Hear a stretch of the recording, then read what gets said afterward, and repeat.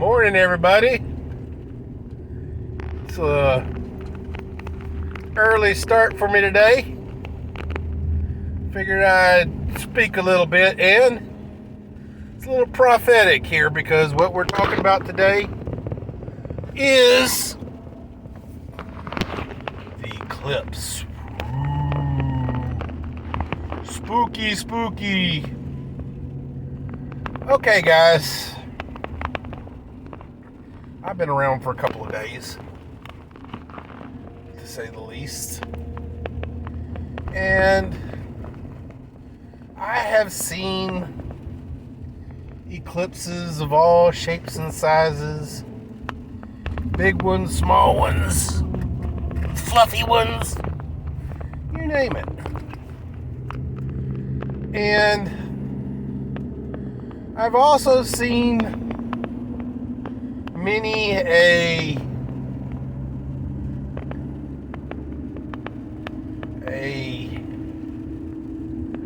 doomsday prophecy coming around.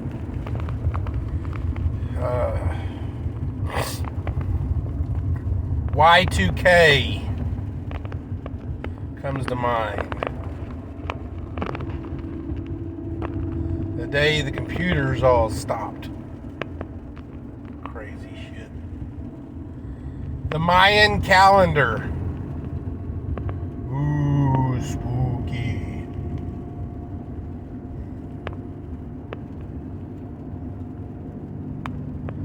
But guys, I'm really scratching my head about this eclipse thing.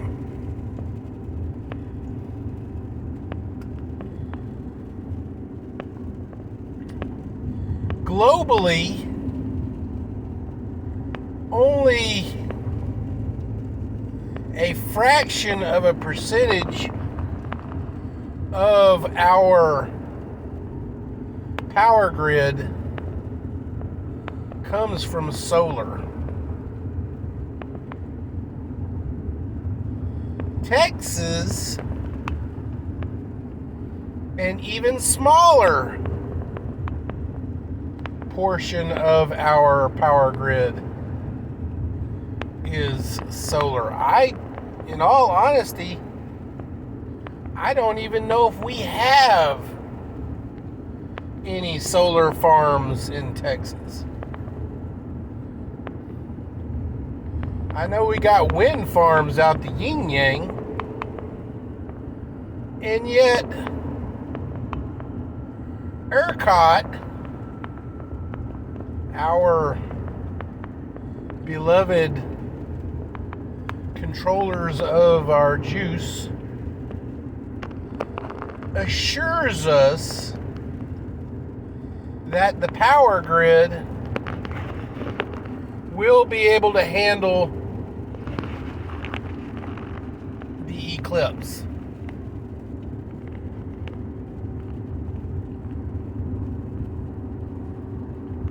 What the fuck, people? It is an astrological event. Is it neat? Sure. So is a meteor shower. So is Halley's Comet. So is input astrological event here.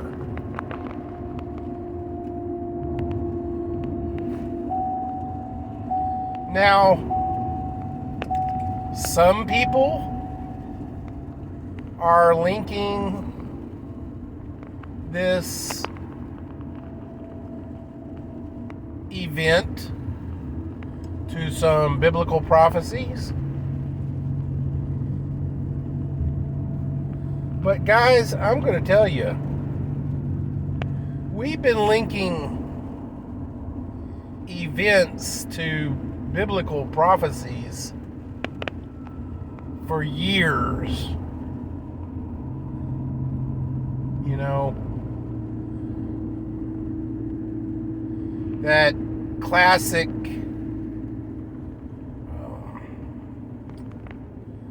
stereotype in New York, the guy running around with a sandwich placard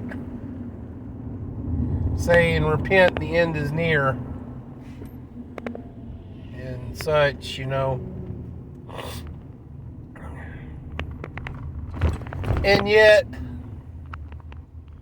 some reason, the media has latched onto this as some kind of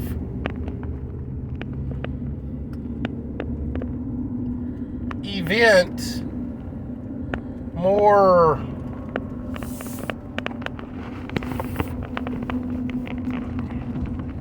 dramatic than even, you know, Y2K, or they're at least labeling it as another Y2K situation, which, you know, the Y2K thing was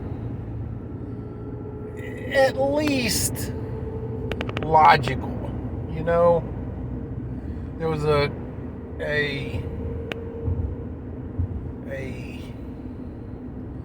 global programming glitch that would not have allowed the clocks on the computers to restart, to process the 2000 date, which, in all honesty, that probably wasn't going to do anything other than if people used their clock on their computers to clock in and such like that for employment. They would have had to, you know, hand clock in till the glitch was solved. But we had people, you know, totally freaking, and, you know, it's like the whole stereotype, you know, the first snowstorm of the season. "Oh, Burl! Oh, Henry! We gotta get to the store and buy some bread and milk because it's gonna snow."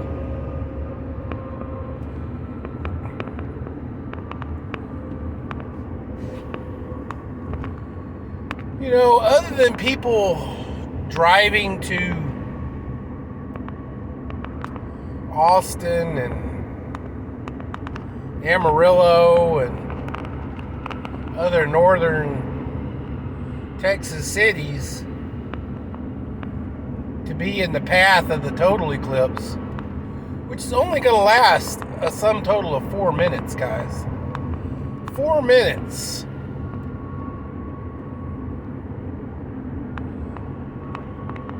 Even if it was a absolute eclipse where, you know, the whole planet went dark for 4 minutes, not just a line of darkness in certain areas of the planet. Most of a large portion, majority of our power is still coal and nuclear, and of course hydroelectric, which those power plants function in the day, function in the night, function when it's windy, function when it's rainy, function whenever they are not environmentally limited.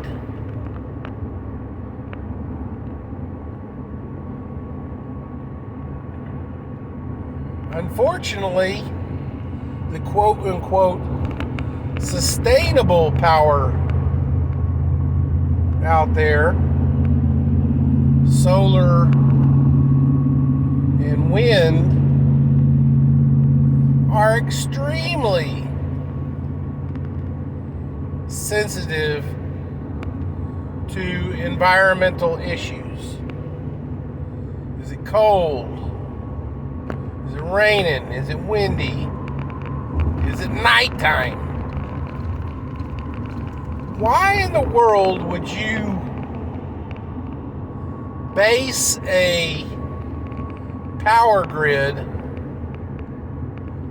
on a source that is only available 50% of your 24-hour day?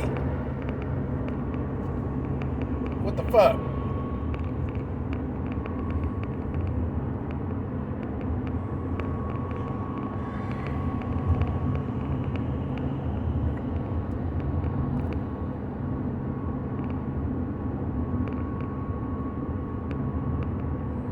And if you ask solar engineers, not every state is environmentally compatible with solar.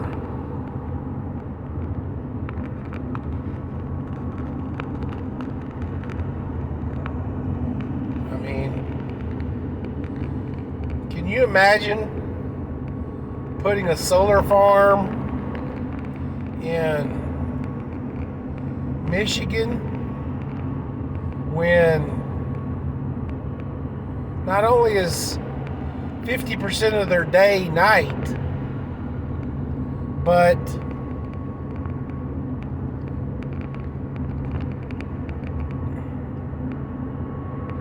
$40 to 50% of their year is covered in snow? You can't function solar in 5 feet of driving snow. It's just not going to happen.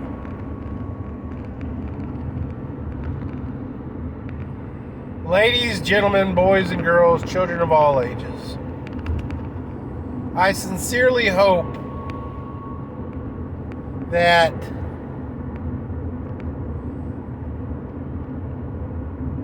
you take this opportunity to look at your preps. Make sure you're in good shape, as you should be. Most of us here in the Gulf Coast area, we are aware of hurricanes and the coming hurricane season, and should already have preps for such as that. So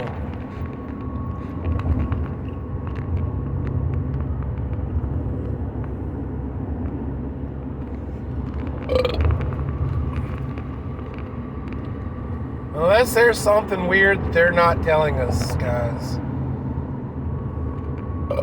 I have a feeling that Monday it will come, it will go. People will ooh, they will ah. The news will be all Twitter-pated about it, and they'll probably show recaps of it like it was the Super Bowl highlights. And then we'll all go on with our life. And those of you who have, a refrigerator full of milk, well, I hope you bought enough cereal to go with that milk. Let's go, Brandon.